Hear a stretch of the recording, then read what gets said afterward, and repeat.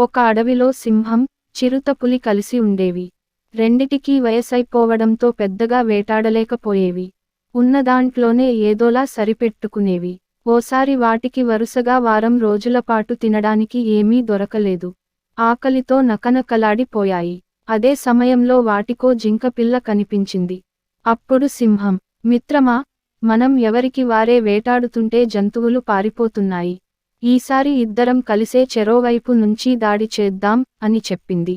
దానికి చిరుతపులి సరేనంది.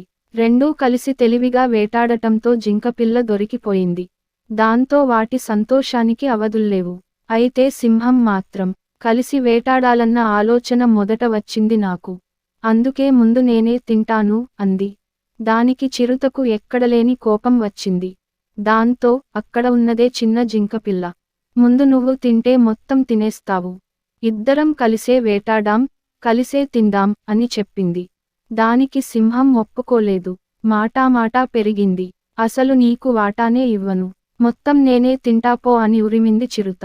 ఈ గొడవంతా చెట్టుచాటు నుంచి ఓ నక్క గమనించసాగింది. అసలే వృద్ధాప్యం, ఆపైన ఆకలితో అలమటిస్తున్న ఆ రెండూ ఎక్కువసేపు పోట్లాడుకోలేవన్న విషయానికి దానికి అర్థమైంది. గొడవ పడి పడి సింహం, చిరుత అలసిపోయి కూలబడ్డాయి. అదే అదుననుకున్న నక్క గబాలున జింకపిల్లను లాక్కుని పారిపోయింది. అయ్యో, కలిసి పంచుకోకుండా గొడవపడి ఆహారాన్ని పోగొట్టుకున్నామే అని బాధపడ్డాయి సింహం, చిరుత పులులు.